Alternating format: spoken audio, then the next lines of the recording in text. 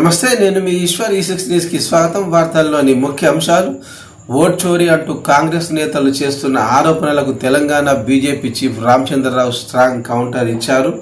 ఆయన మీడియాతో మాట్లాడుతూ ఓట్ చోరీ కాదు, కాంగ్రెస్ అగ్రనేత రాహుల్ గాంధీ బ్రెయిన్ చోరీ అయిందని విమర్శించారు.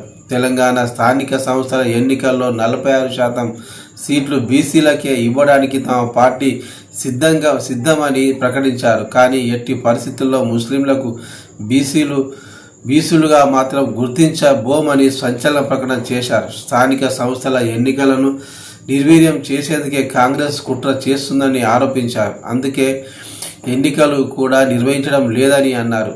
అసత్య ప్రచారాలు ఎన్ని చేయాలో అన్ని చేస్తున్నారని అన్నారు.